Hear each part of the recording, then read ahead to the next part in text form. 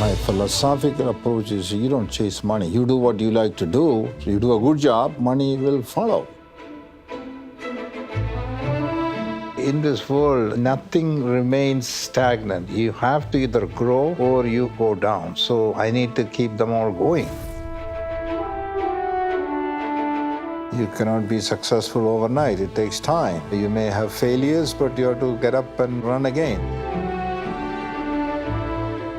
To me, my work is just as relaxing as anything else. I like to encourage as much as possible people who have ideas. Pursuit of happiness is the key in life, as the American philosophy is that. In recognition of his distinctive accomplishments, New Jersey Institute of Technology is pleased to confer the degree of Doctor of Science honoris causa upon Javad K. Hasan.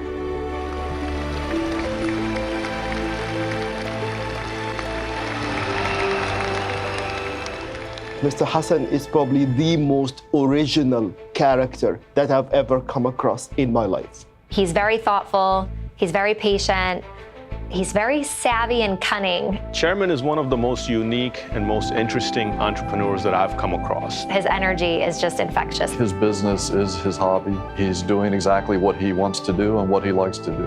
He's driven and he can't stop. He's a very compassionate person. He's the type of individual that I want to get behind. Like, whatever he's doing, I want to be a part of. Hearing his friends, associates, and employees talk about him, one might get the idea that they are talking about a 25-year-old man at the start of his career. And it is his passion for work that has kept him young for more than 50 years and made him a pioneering figure in American business. This week, we take a look at the life of Mr. Javad K. Hasan on Those Who Made It.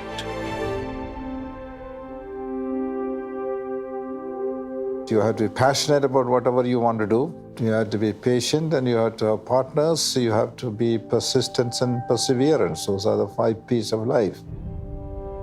Coming from a family where his grandfather was one of the largest exporters of lemongrass in India, and his father was a physics graduate who decided to get into agriculture and plantation, Javad Hasan knew that he had to leave his agricultural roots behind and prepare for the industrial age.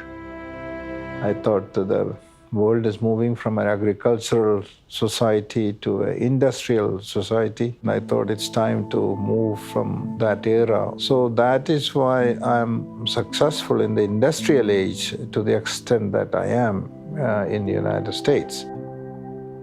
A young Javad had just completed his master's in engineering from the University of Bridgeport, Connecticut. And now he had a choice to make: higher studies or gainful employment. 1966, I came to study here and I went to get my master's degree in engineering. I finished that in 18 months. And while I was finishing it, I was working also for a company in Connecticut. And I got my immigrant visas, and I came here with my wife. I was married. A lot of people in the US during the 60s didn't exactly greet immigrants with open arms, especially those from different races. And despite whatever problems he faced, Javad Hasan had decided that he was never going to be a product of his circumstances. I had difficulties as a result of that environment when I went to look for an apartment in an attic in Bridgeport, Connecticut. That was the only thing I could afford, but the owner was a Polish immigrant. He opened the door and thought I was a Puerto Rican, and he shut the door on me. But I went to the next house and got it, so I didn't take that personally. I have no animosity on all of that. He set foot in the country with his wife, some modest belongings, and $1,000 of tuition money. Through sheer perseverance and persistence, in just 18 months, he had earned a master's in engineering from the University of Bridgeport, Connecticut, and $15,000. And now, he was left with a choice: higher studies or gainful employment. In 1968, I had an offer to go do a PhD in MIT, but I decided to join IBM because IBM was paying me very good salary as a senior associate engineer.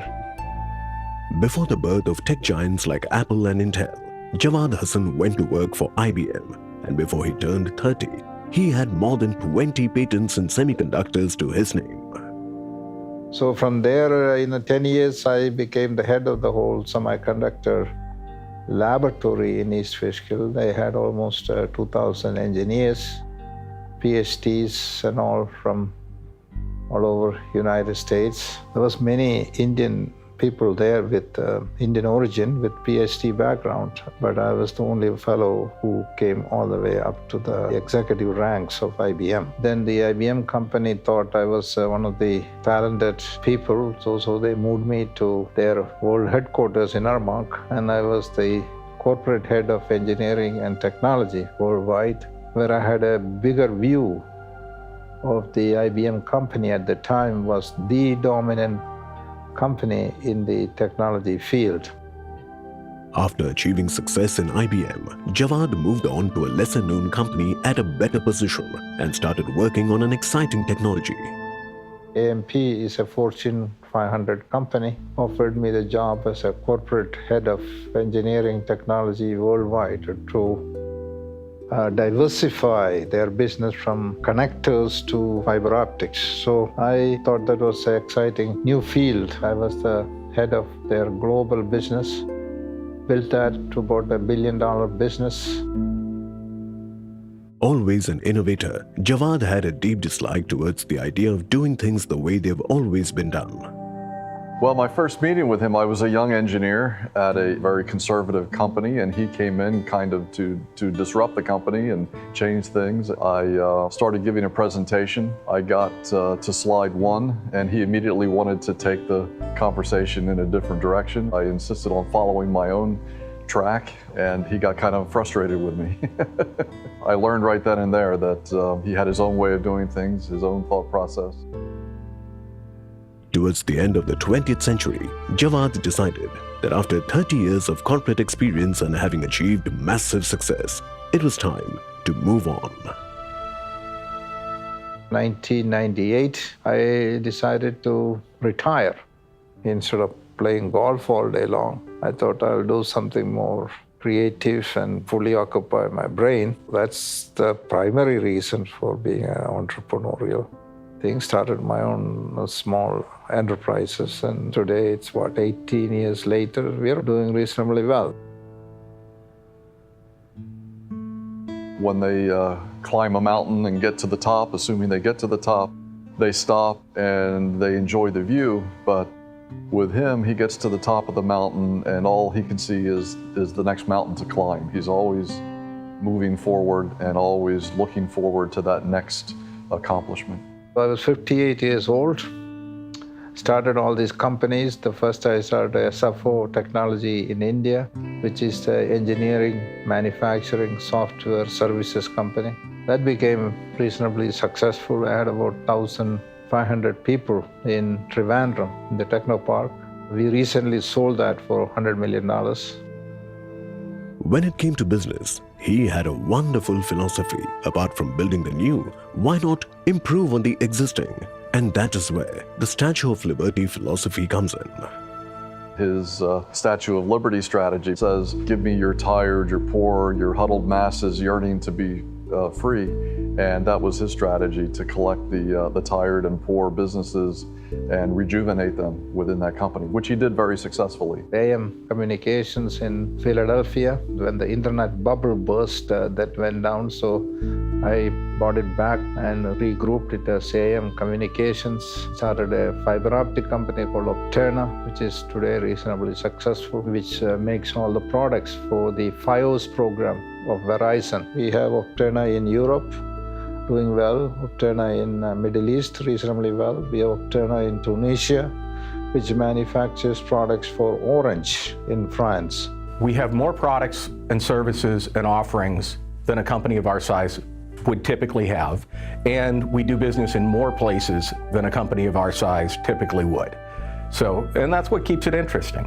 I have another company called eCell Technologies in healthcare. eCell is in ERP systems for hospital information systems. We have 3-4 small companies here at the same time, keeps me busy. In addition to SFO. SFO is about a $200 million company in India, making engineering, manufacturing software with major customers like General Electric, Philips, Siemens, Mitsubishi, etc.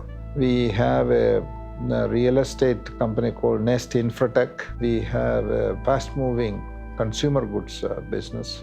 So we are into many, many things like this. So that keeps me busy. I think the gray in his hair and the wrinkles on his forehead speak volumes in regards to his experience in US and what he had to struggle with and what he had to go through in order to reach the heights that he has reached. And I think that paves the way for people like me who are the second generation Americans. He's made it easier for me to come in and go down those roads and pursue those heights if I wanted to, if I so choose to, and without any kind of limitations or, and by him doing it, it just kind of gives you a role model. He might be a man of ideas and innovation, but as a businessman, he knows that before anything else, a business must make money.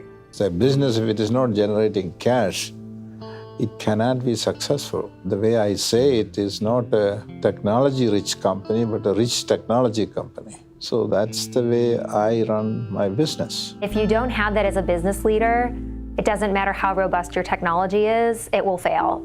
You need to be able to continue to iterate on it and improve it and respond to the market, listen to your customers, and that same patience and that same perseverance that I've witnessed in the short time I've owned the company, I think is what's going to really carry it to the next level.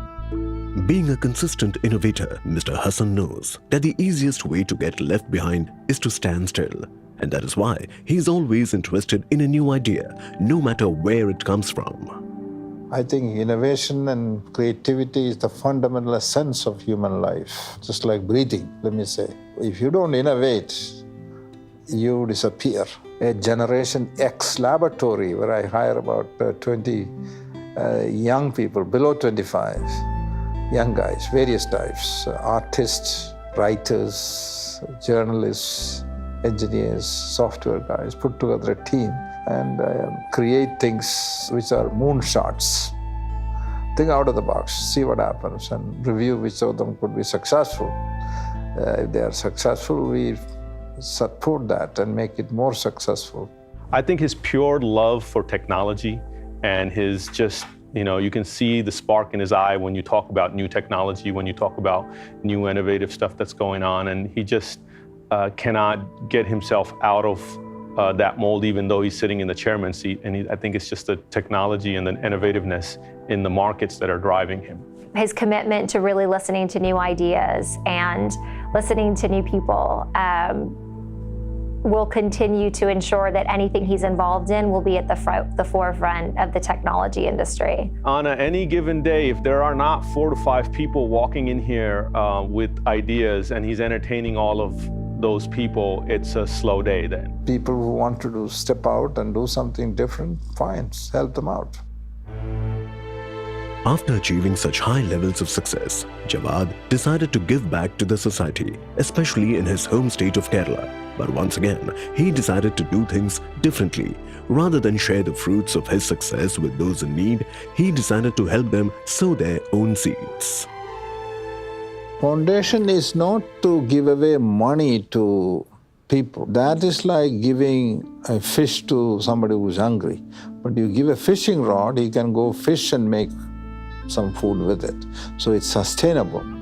So our foundation approach is more like that. You make people at the low end of the society and move them into the digital world. Long before I ever met him, he was quietly, without any noise, helping a number of poor families in Kerala. However, what we managed to do is shift the focus from straightforward charity, giving people money, to a programmatic approach where we train people and equip them with tools to actually make money themselves. Kerala, they say they are literate, but you have to be, skills need to be developed when people they can be productive in this new world. So we are focused on that in my village as an experiment to see how we can get the government-aided schools move into a digital age.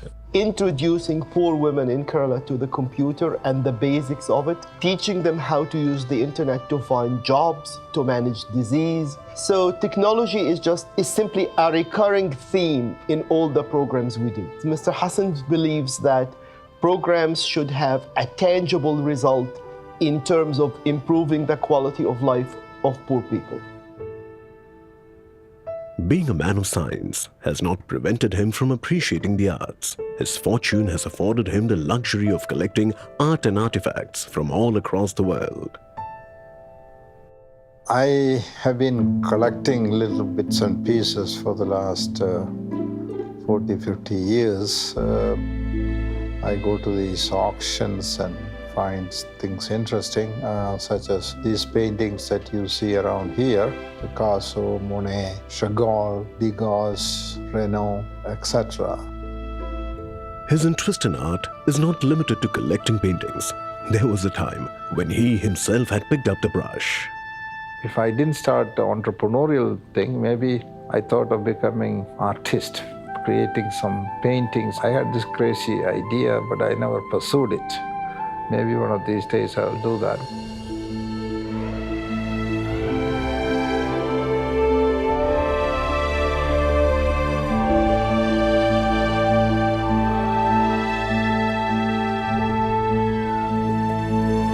I saw a movie called Bucket List. Two people lying in a bed and they're ready to go see God. And they say, well, what shall we do? And they decided to create a bucket list. So I created a bucket list, and one of the things that I thought was to have a house on the water. I think it's a fantastic property that I saw next to George Washington's Mount Vernon estate. It's nice. I mean, I enjoy it. Once in a while I go there and relax over the weekend. Similar to that, I thought I should have a boat and see how that is. So that's another bucket list item checked out.